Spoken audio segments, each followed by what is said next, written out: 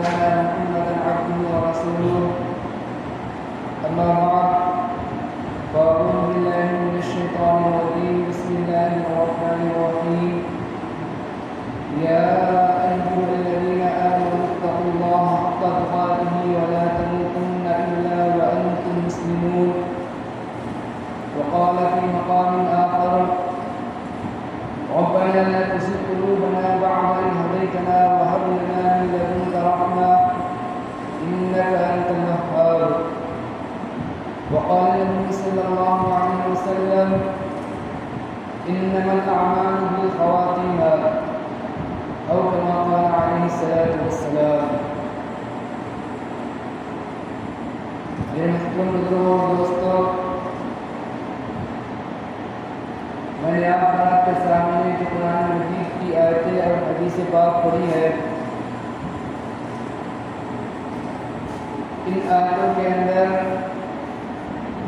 ایمان سے متعلق اللہ رب العزت نے کچھ باتیں ہمیں اور آپ کو ارشاد فرمائی ہیں.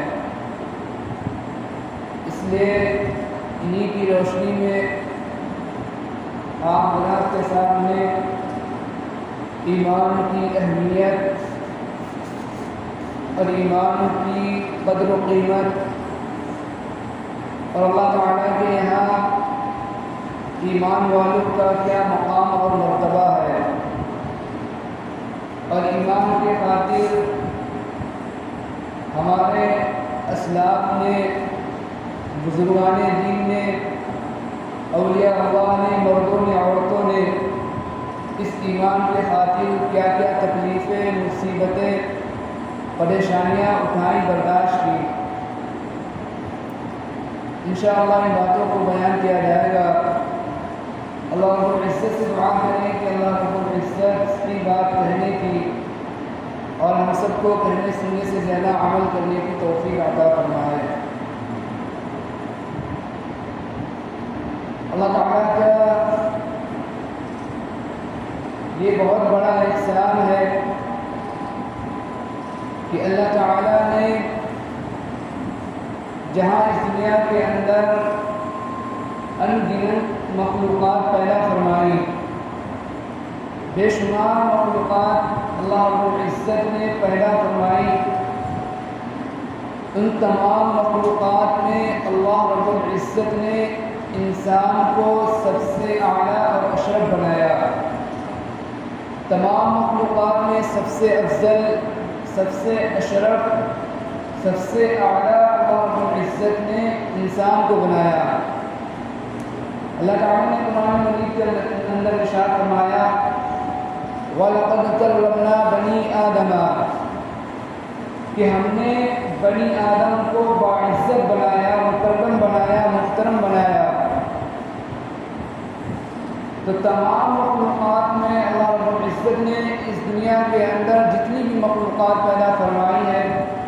تمام مخلوقات میں اللہ رب العزت نے انسان کو سب سے اشرف، سب سے اعلیٰ اور سب سے افضل بنایا.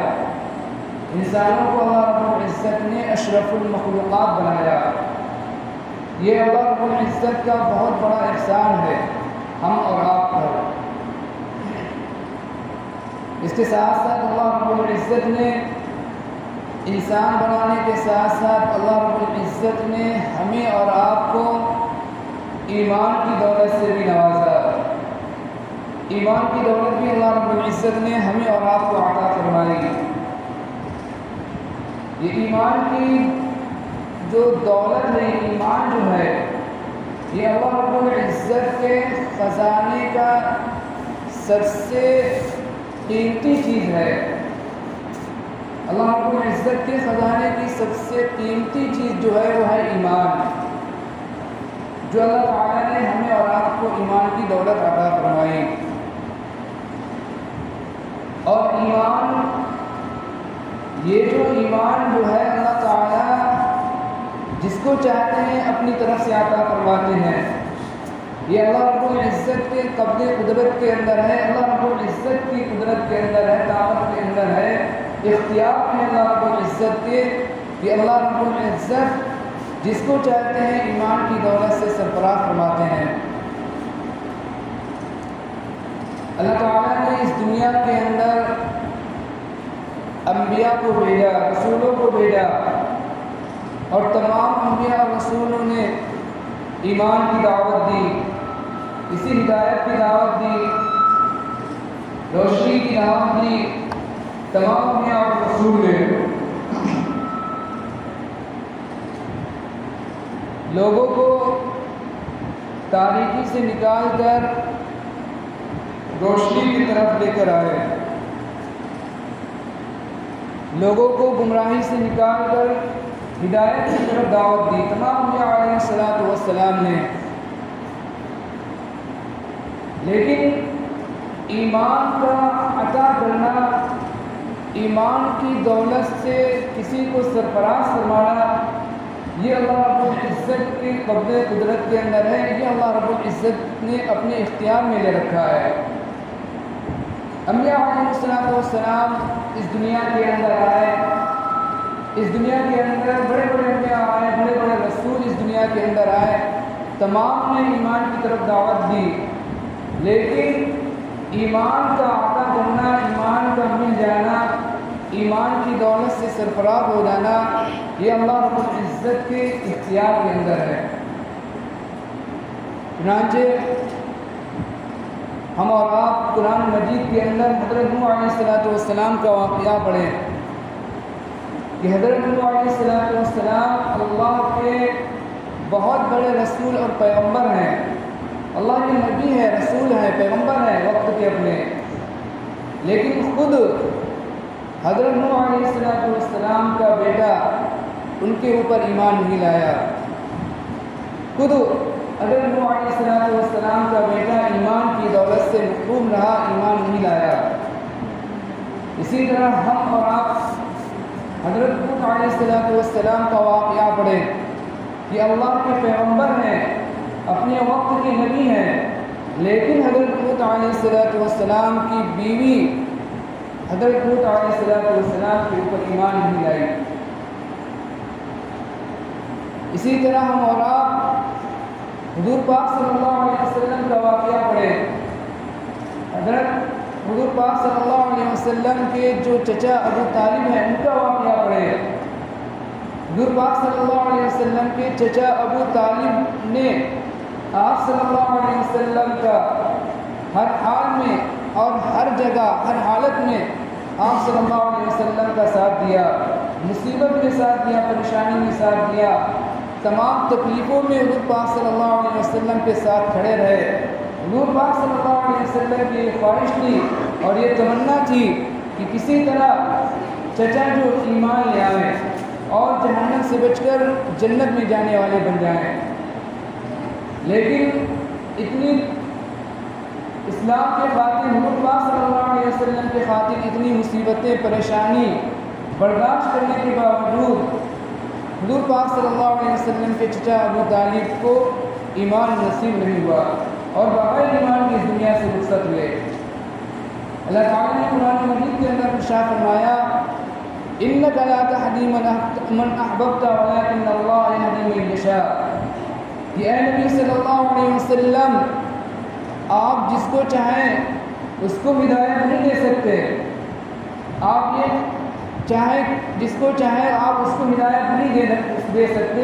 وَلَكِنَّ اللَّهَ يَهْدِي مَن يَشَاءُ، لیکن ہدایت دینا یہ اللہ تعالیٰ کا کام ہے۔ اللہ تعالیٰ جس کو چاہتا ہے ہدایت عطا فرماتا ہے، اللہ جس کو چاہتا ہے ایمان کی دولت سے سرفراز فرماتا ہے۔ تو حضور پاک صلی اللہ علیہ وسلم کے انتہائی قریبی چچا جنہوں نے آپ صلی اللہ علیہ وسلم کے خاطر بڑی بڑی مصیبتیں پریشانی برداشت کی، اسلام کے خاطر بڑی بڑی مصیبتیں پریشانی برداشت کی، لیکن اس کے باوجود ایمان سے محروم ہے۔ تو یہ جو ایمان کی جو دولت ہے یہ اللہ رب العزت کے قبضہ قدرت کے اندر ہے، اللہ رب العزت کے اختیار میں ہے۔ اللہ رب العزت جس کو چاہتے ہیں ایمان کی دولت سے سرفراز فرماتے ہیں، اور اللہ تعالیٰ جس کو چاہتے ہیں اس کو محروم رکھتے ہیں۔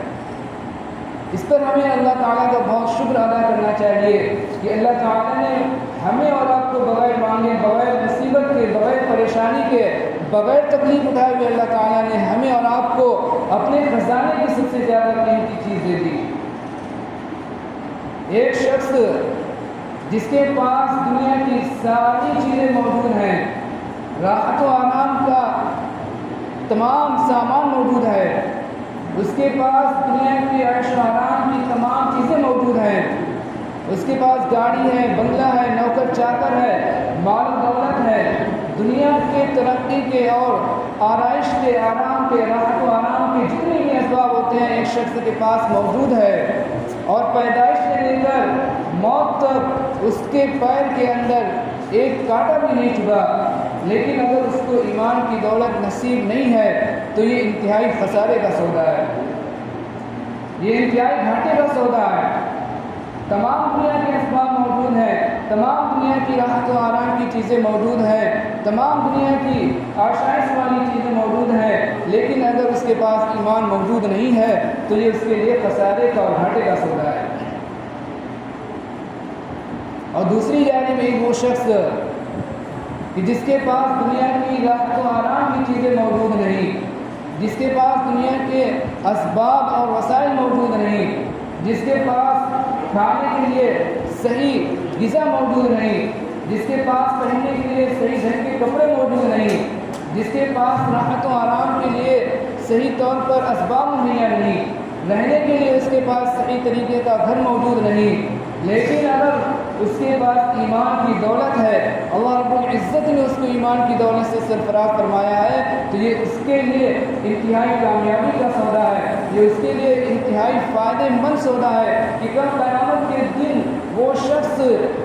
یہ ایمان جو اس شخص کو جہنم سے بچا کر جنت لے جانے والا ہوگا۔ کوئی تو وجہ ہوگی کہ اللہ رب العزت نے قرآن مجید کے اندر ارشاد فرمایا، ایمان والوں کو مخاطب ہو کر اللہ رب العزت نے قرآن مجید کے اندر ارشاد فرمایا، یا ایھا الذین آمنوا اتقوا اللہ حق تقاتہ ولا تموتن الا وانتم مسلمون، کہ اے ایمان والوں اللہ رب العزت سے ڈرو جیسا کہ اللہ رب العزت سے ڈرنے کا حق ہے۔ یا ایھا الذین آمنوا اتقوا اللہ حق تقاتہ ولا تموتن الا وانتم مسلمون، اور تم کو موت نہ آئے مگر اس حال میں کہ تم مسلمان ہو، تم کو موت جو اسلام ہی کی حالت میں آنا چاہیے، تم کو جو موت آئے وہ اسلام ہی کی حالت میں موت آئے۔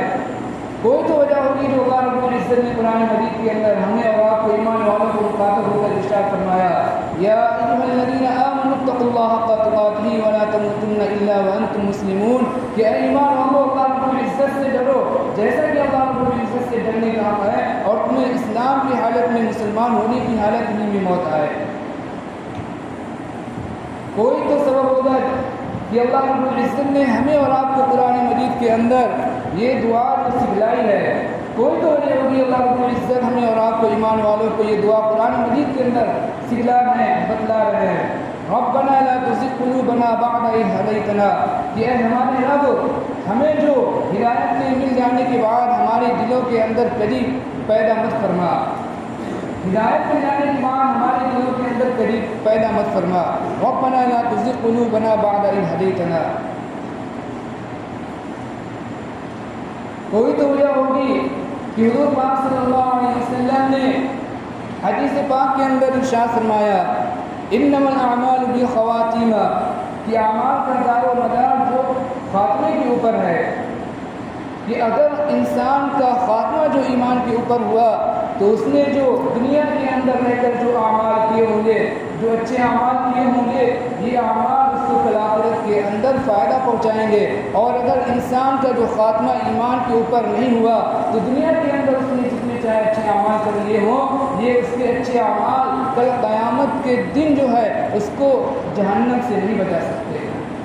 جہنم سے بچا کر جنت میں لے جانے والے نہیں بن سکتے۔ حضرت امام احمد بن حنبل رحمۃ اللہ علیہ کا واقعہ ہے کہ جب ان کا موت کا وقت قریب ہوا اور ان کے عزیز و اقارب جو ان کے پاس موجود تھے، انہوں نے آپ کو کلمے کی تلقین کی کہ آپ کلمہ پڑھنے لگیں، لا الہ الا اللہ محمد رسول اللہ ان کے پاس پڑھا، کلمے کی تلقین کی، امام احمد بن حنبل رحمۃ اللہ علیہ کہتے لا نہیں، پھر جب وہ کلمے کی تلقین کرتے تو پھر کہتے لا نہیں، پھر جب وہ کلمے کی تلقین کرتے تو کہتے لا نہیں۔ جب ان کو ہوش آیا تھوڑی دیر کے بعد، ان کو جب ہوش آیا اور ان کے جو عزیز و اقارب تھے انہوں نے کہا کہ حضرت ہم آپ کو کلمہ پڑھا رہے تھے اور آپ کلمہ پڑھنے کے بجائے آپ کہہ رہے تھے لا نہیں، کلمہ پڑھا رہے تھے آپ لا کہہ رہے تھے نہیں، انکار گویا کہ کر رہے تھے۔ تو حضرت امام احمد بن حنبل رحمۃ اللہ علیہ نے فرمایا کہ موت کے وقت شیطان جو کیا تھا میرے پاس آیا تھا اور وہ یہ کہہ رہا تھا کہ اے امام احمد تو کامیاب ہو گیا، تو بچ کر نکل گیا۔ تو میں نے کہا لا ابھی نہیں، یعنی جب تک جسم کے اندر ہمارے احساس باقی ہے اس وقت تک یہ کہنا کہ ہم شیطان کے چنگل سے بچ گئے، یہ کیا ہے، یہ جو ابھی ہمارے لیے صحیح نہیں ہے۔ تو شیطان جو پیدائش سے لے کر موت تک انسان کے ایمان کے چھیننے کا اور انسان کے ایمان کے ختم کرنے کا یہ انتہائی کوشش کرتا ہے، اور جب انسان کے بالکل موت کا وقت قریب ہوتا ہے تو شیطان آتا ہے اور اس کو ورغلاتا ہے کہ کسی طرح اس کا ایمان مرنے کے وقت ختم ہو جائے اور وہ بغیر ایمان کی اس دنیا سے رخصت ہو۔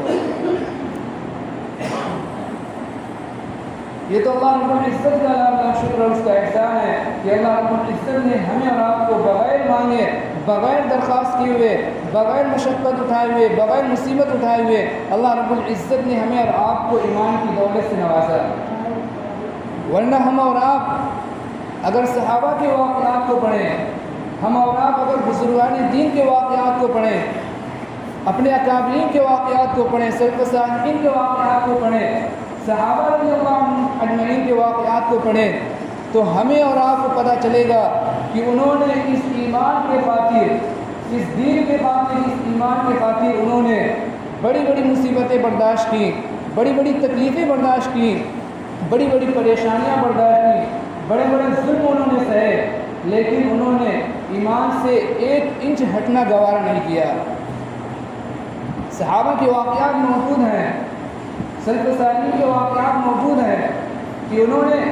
سب کچھ قربان کر دیا، بڑے بڑے جو ظلم تھے انہوں نے سہ لیے، بڑی بڑی مصیبتیں سہ لی، لیکن ایمان سے ہٹنا 1 انچ ہٹنا انہوں نے گوارا نہیں کیا۔ ہمیں اور آپ کو ایمان کا اندازہ جو ہوگا، اہمیت کا اندازہ جو ہوگا صحابہ کے واقعات سے ہوگا۔ سلف صالحین کے جو واقعات ہیں ان کے واقعات پڑھ کر جو ہمیں ایمان کی اہمیت کا اندازہ ہوگا، بزرگان دین کے جو واقعات ہیں جب ہم واقعات کو پڑھیں گے، سنیں گے، تو ہمیں اور آپ کو ایمان کی اہمیت کا اندازہ ہوگا کہ اللہ رب العزت نے جو ہمیں اور آپ کو ایمان کی دولت دی ہے وہ کتنی قیمتی دولت ہے۔ وقت ہو رہا ہے، یہیں پر اپنی بات کو ختم کرتا ہوں،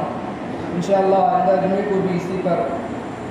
گفتگو کی جائے گی۔ اللہ رب العزت سے دعا کریں کہ اللہ رب العزت ہم سب کو کامل ایمان والا بنائے اور ہم سب کا خاتمہ ایمان پر فرمائے، آمین۔ وما علینا الا البلاغ المبین۔